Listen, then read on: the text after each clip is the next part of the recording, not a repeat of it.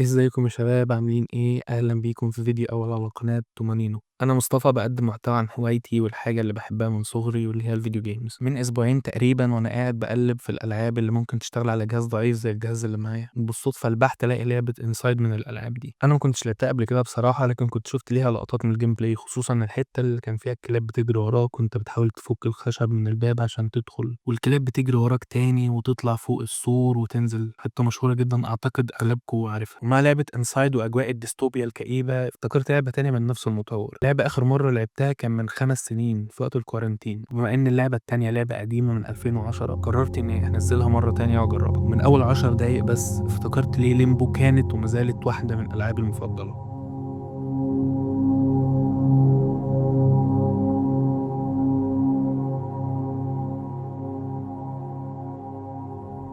سنة 2004 أرنت ينسن اللي كان شغال ساعتها أنيميتر في شركة أيو انتراكتيف المشهورة بسلسلة ألعاب هيتمان، أعتقد كلكم عارفينها، رسم سكتشات لشخصية غامضة في عالم مظلم وغريب، وبعدها بسنتين بس قرر إنه هيعمل اللعبة دي بشكل مستقل تماما وبمساعدة منحة من الحكومة الدنماركية نفسها. شوية شوية أيقن أخونا ينسن إن تصميم لعبة زي دي من الألف للياء أشبه بالمستحيل، خصوصا إنه كان عايز يبرمجها بنفسه كمان. علشان كده عمل ينسن كونسبت تريلر وحطه على الإنترنت على أمل إنه يلاقي حد يشتغل معاه أو يمول مشروع لعبته الجديدة. دي كانت الطريقة اللي اتعرف بيها على دينو باتي. اتجمع دينو باتي وينسن وطرح ينسن فكرته، وقتها أدركوا هما الاتنين إن المشروع ده أكبر منهم. ساعتها قدروا يتواصلوا بفضل دينو باتي مع مستثمرين وقدروا يقنعوهم إنهم يدخلوا في المشروع ده. بعد كده أسسوا شركتهم بليدد، ومن هنا ابتدت رحلة تطوير لعبة ليمبو.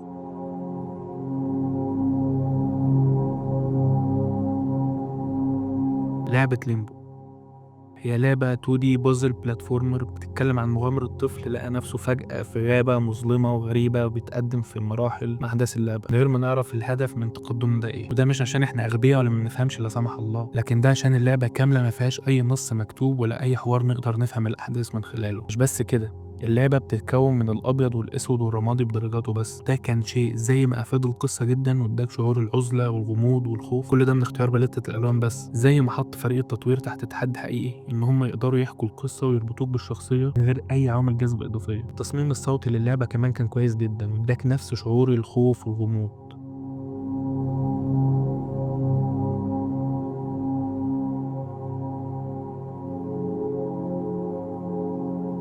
ودلوقتي هنشرح لعبة ليمبو مرحلة مرحلة، ولكن أنا أفضل إنكم تلعبوها بنفسكم، خصوصا إنها متوفرة على كل المنصات تقريبا. هو مش تقريبا، هي متوفرة على كل المنصات فعلا. هي نزلت إكس بوكس 360 الأول وفضلت حصرية عليه لمدة سنة، وبعد كده بقت متوفرة على باقي المنصات، يعني بلاي ستيشن بأنواعه، ويندوز، ماك، أندرويد، أي أو إس، كله الناس بس تكون موجودة على الموبايلات النوكيا وتليفونات الأرض. أول حاجة هنتكلم عليها هي بداية مجهولة جدا للطفل اللي بيصحى في الغابة مش عارف هو رايح فين ولا جاي منين، بيلاقي نفسه في مكان لا يحسد عليه بصراحة. لقى نفسه لوحده في غابة ما فيهاش صريخ النيومين، مع بيئة مليانة ضباب وغموض ومخاطر من هنا للصبح.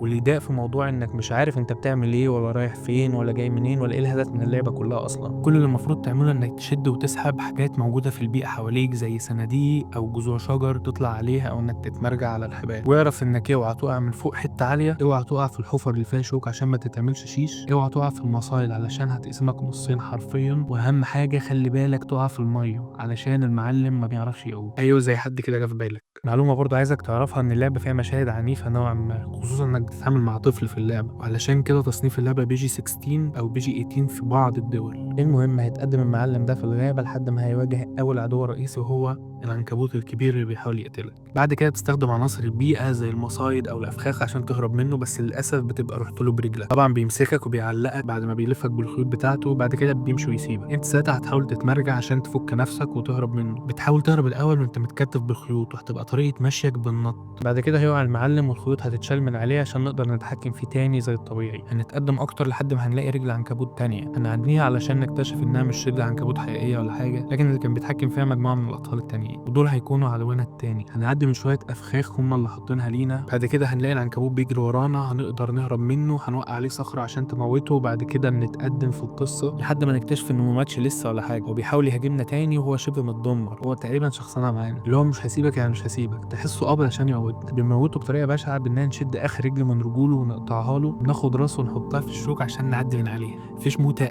أسوأ من كده يتهيأ لي. بعد كده بنقابل حاجة مهمة جدًا في اللعبة لأول مرة، واللي هي الطفيليات اللي زي الدود اللي بتأثّر على الدماغ، واللي كانت ساعتها مسيطرة على دماغ واحد من الأطفال. بنتقدم شوية كمان وبيقابلنا العصابة اللي هي كلها من الأطفال، وبنقدر إن إحنا نخلص منهم وبنتقدم في اللعبة. بعد كده اللعبة بتاخدنا لمكان جديد وبيئة جديدة بألغاز جديدة، واللي هي بيئة المصانع. هي مش مصانع أوي يعني، وهتعرفوا ليه قدام. أول ما بندخل المكان اللي فيه آلات وبنحل لغز معين، بعد كده بنتعرض ولأول مرة للطفيلي اللي كان بيتحكم في عقل الأطفال من شوية، وبنفهم هو بيأثر علينا إزاي، وإزاي بيخلينا ما نقدرش نتحكم في الاتجاه اللي إحنا ماشيين فيه، لكن بنعرف برضه إزاي تعكس تأثيره وإزاي تمشي في اتجاه تاني، وده بيكون من خلال الضوء، وإزاي نقدر نتخلص منه خالص، وده بيكون عن طريق كائنات غريبة بتكون نازلة من أنابيب المجاري من فوق وبتتغذى على الطفيلي ده. بعد ما بنخلص من الطفيلي ده بنتقدم أكتر وبنشغل آلة غريبة بتخلي الدنيا تمطر ساعتها، وبندخل في ألغاز كلها مية في مية. أيوه، بالمعلم اللي ما بيعرفش يقوم وبيخاف من المية ده. لغز ورا لغز ورا لغز ورا لغز، هنلاقي نفسنا خلصنا المنطقة اللي مليانة مية دي وبنتنقل للشابتر بتاع الأوتيل، وبنقدر إن إحنا نعديه. بنوصل لصوبة إزاز بنكسرها وبنعدي منها وبنوصل لمنطقة المصانع، والمرة دي مصانع بجد بقى، يعني مناشير وصناديق ورافعات وآلات وتروس وليلة كبيرة. نتقدم في المرحلة دي لغز ورا لغز ورا لغز، بنلاقي نفسنا عند منطقة مهمة قوي هنسيبها دلوقتي هنرجع لها بعدين. خليكم بس فاكرين عشان انا محروق قوي منها. وبعد ألغاز كتير قوي في مرحلة من مراحل اللعبة بتطلب منك إنك تحرك ترس معين تدخله في آلة عشان الآلة تشتغل. بنحرك الترس ده وبنلاقي المكان كله بيلف بينا، مش عارفين منين بيودي على فين. وبكده نكون دخلنا على الألغاز اللي بعد كده، اللي بتعتمد بشكل كبير على الجاذبية والمغناطيسات والطاقة المغناطيسية.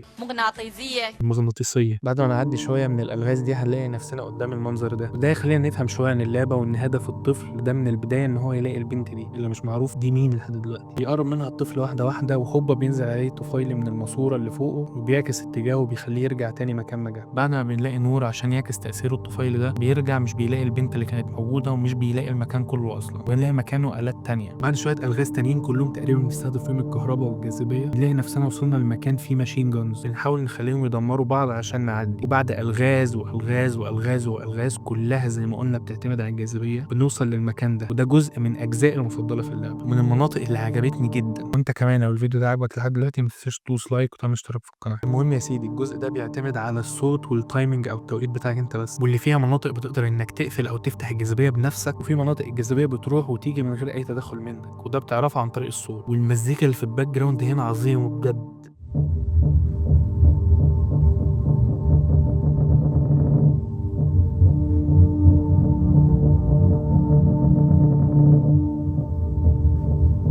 وبذكر المزيكا الحقيقة عجبتني أوي برضه المزيكا اللي كانت بتشتغل لما بتعمل تقدم كبير أوي في اللعبة أو بتعدي منطقة صعبة، بيبقى فيها أصوات ملائكية كده. بصراحة عجبتني أوي المزيكا دي، ومن أكتر الحاجات اللي عجبتني في اللعبة.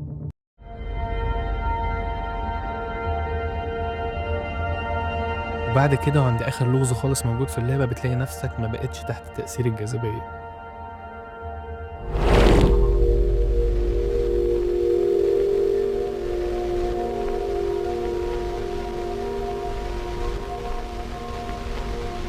بتدخل في لوح ازاز كبير وبيغمى عليك وبتصحى بتلاقي نفسك في اللعبة اللي بدأت فيها اللعبة.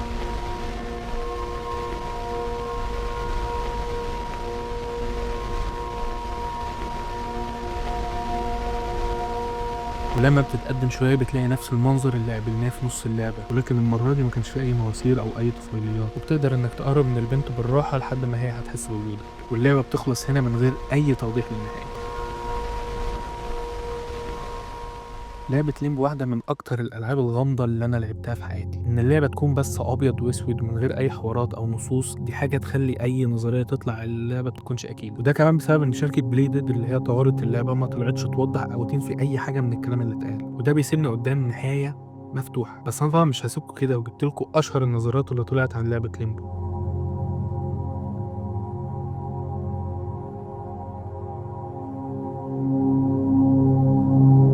النظرية الأولى بتقول إن الولد ده ميت، وعلشان كده دخل في مرحلة اسمها الليمبو. كليشيه قوي إن اللعبة اسمها ليمبو والمرحلة اسمها ليمبو، بس هي مرحلة اسمها كده، ودي بتكون مرحلة بين الحياة والموت، تبقى بين الجنة والنار. وده في الاعتقاد المسيحي بيفضل فيها الشخص هناك بيواجه مصاعب كتير عشان ينتهي بيه الأمر، يا إما في الجنة يا إما في النار. وده بيفسر سر اختيار اللعبة للون الأسود والرمادي بدرجاته، اللي بيديك إحساس بالكآبة بتاعة الموت دي. النظرية التانية بتقول، وهي واحدة من التفسيرات القوية، إن عالم الليمبو ده هو عبارة عن عالم بيواجه فيه مخاوفه متمثلة في حاجات ملموسة، زي مثلا العنكبوت وده كان بيمثل خوفه من العناكب وهو عايش، المية وده معناه إنه كان على طول خايف من الغرق عشان هو ما كانش بيعرف يعوم، أو العصابة بتاعة الأطفال الصغيرين دي غالبا بتمثل الأطفال اللي كانوا بيتنمروا عليه لما كان عايش، والطفيل اللي بيأثر على الدماغ معناه خوفه من السيطرة عليه وإنه مش عارف يعمل الحاجة اللي هو عاوزها أو إنه مسلوب الإرادة. في أجزاء كبيرة من اللعبة المرحلة بتكون ضلمة تماما وده غالبا بيمثل خوف الولد من الضلمة أو الوحدة. التفسير التالت بيقول إن البنت اللي الولد كان بيدور عليها دي تبقى أخته، وأنا عرفت كده بعد بحث طويل وعميق جدا جدا، تعبت فيه قوي، ما تعبتش قوي بصراحة، هو موجود في الديسكريبشن بتاع اللعبة على ستيم، موجود على تقريبا كل البلاتفورمز اللي انت ممكن تشتري منها اللعبة. والتفسير ده بيقول ان الولد ده واخته ماتوا وهما بيطلعوا السلم عشان يوصلوا لبيت الشجرة اللي موجود في اخر مشهد في اللعبة. بعدها الولد بيدخل عالم الليمبو وبيفضل الطفل يتقدم فيه لحد ما بيجتمع باخته في النهاية خالص. بس النهاية مش سعيدة زي ما انت فاكر، عشان في الحقيقة الطفل واخته هما الاتنين ميتين، ودليل على كده في اخر اللعبة خالص لما بتخلص اللعبة بتيجي شاشة البداية تاني هتلاقي ان مكان الولد واخته مجموعتين دبان، ده عشان دبان متجمع على جسمين، جسم الولد وجسم اخته. خلوا بالكم عشان موضوع ان الولد ميت وان الولد والبنت اخوات دول معانا في كل النظريات تقريبا. النظرية الرابعة بتقول إن الولد وأخته ماتوا في حادثة عربية، دليل على كده نهاية اللعبة خالص وكمية الألغاز اللي مبنية على الجاذبية وإن مفيش جاذبية والكلام ده كله، وفي آخر حدث خالص من أحداث اللعبة الولد بيفقد الجاذبية تماما وبيخبط في لوح إزاز. غريبة شوية مش كده؟ يعني لوح إزاز في نص الغابة، أعتقد دي حاجة عشوائية.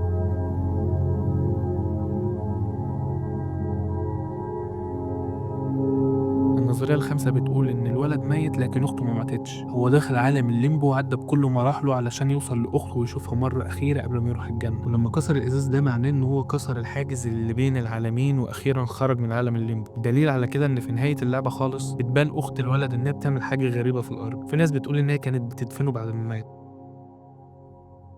كل دي تفسيرات ونظريات مطروحة ما نقدرش نجزم إنها صح أو إنها غلط. أنا بالنسبة لي بصراحة تفسير إن الولد وأخته ماتوا وهم طالعين على السلم أقرب للمنطقية، بس أنت شوف أنت شايف إيه؟ أنهي تفسير من ده منطقي أكتر بالنسبة لك وروح معايا، مفيش أي مشكلة في ده، علشان زي ما قلت لكم كل دي نظريات مفيش حاجة مؤكدة ولا حاجة منفية تماما. في نص اللعبة وفي واحدة من المراحل اللي أنا قلت لكم إن إحنا هنرجع لها بعدين، ودينا رجعنا لها بعد ما بنعدي المرحلة بتاعة المنشار اللي عديناها بإننا نزلنا الصندوقين فوق بعض وطلعنا فوقيهم ونطينا، بنتقدم شوية علشان نلاقي إن كان في طريقين الولد ممكن يمشي فيهم، واحد طالع لفوق والتاني نزل لتحت وضلمة جدا. المهم لو اخترت الطريق اللي تحت ومشيت فيه هتلاقي بوابة ضخمة ومقفولة ومش هتفتح غير لو جمعت 10 بيضات مخفيين في اللعبة كلها. هسيب لكم فيديو في الديسكريبشن بيوضح مكان كل بيضة وازاي تقدر تجيبها بسهولة، علشان لو انت عايز تلعب المرحلة دي لما تجمع ال10 بيضات وترجع للمكان ده تاني هتلاقي البوابة فتحت، ولما تعدي بس البوابة هتقع وهتكون في مكان أسود من أرض الخروف. أنا في رأيي مستوى ألغاز وتحديات باقي اللعبة كلها مش صعبة قوي باستثناء لغز واحد قعدت فيه بتاع نص ساعة.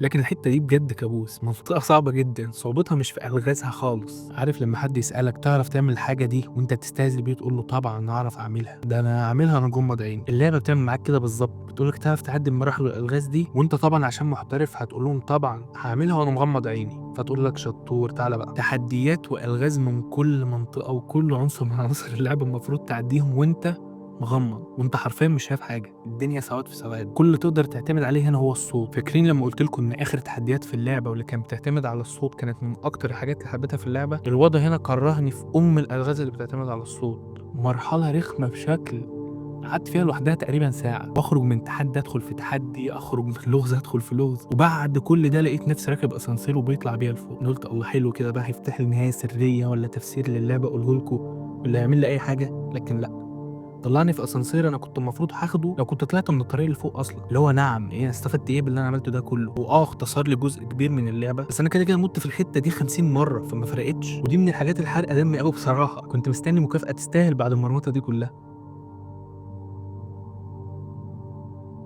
بس ده ما يمنعش ان لعبه ليمبو واحده من اعظم الالعاب عموما، والعاب ال2 دي خصوصا اللي لعبتها في حياتي. لعبه غامضه ودارك، بتخليك مسحول في تفاصيلها من البدايه للنهايه، بتخليك متعلق بشخصيه الولد وعندك دافع طول اللعبه انك تدور على اخته برغم ان مفيش اي حوارات او تعبيرات تربطك بيه. لعبه ليمبو كانت واحده من الاساسات اللي اتبنى عليها العاب ال2 دي بلاتفورمر بالشكل الجديد. لعبه ليمبو اثرت في صناعه العاب كتيره جدا، وكانت وما زالت مصدر الهام لالعاب كتيره عظيمه زي انسايد اللي بدانا بيها الفيديو بتاع النهارده، هولو نايت، وسلسله ليتل نايت ميرز واوري. كل ده بميزانيه صغيره تقريبا 1.8 مليون دولار بس. كل ده بستاف من 8 اشخاص مع مساعدة 8 أشخاص تانيين كفريلانسر في بعض مراحل التطوير. اللعبة باعت 1,000,000 نسخة في أول سنة من صدورها على الإكس بوكس. دلوقتي مع توفرها على كل المنصات زي ما ذكرنا، قدرت إنها تبيع أكتر من 7 مليون نسخة وتحقق أرباح بتوصل ل 20 مليون دولار. ده كله خلاها تفوز بأكتر من جايزة، أهمهم كانت أفضل جيم ديزاين وأفضل لعبة مستقلة سنة 2011. ده اللي خلى لعبة ليمبو تاخد العلامة الكاملة على أكتر من موقع، وخلى السكور بتاعها على موقع زي ميتا كريتيك يوصل ل 90 من 100، وده سكور عالي أوي بالمناسبة. علشان كل ده أنا ليمبو بالنسبة لي واحدة من أفضل الألعاب، وهتكون في التوب 10 لتجارب الألعاب اللي أنا لعبتها في حياتي. وحقيقة أنصح كل واحد فيكم إنه يجربها، زي ما أنصح كل واحد فيكم إنه يشترك في القناة ويكتب لي كومنت يقول لي فيها عن ألعاب عاوزين نجربها في الفيديوهات الجاية إن شاء الله. وفي النهاية شكرا بجد لكل حد وصل لحد هنا. خلوا بالكم من نفسكم، وسلام.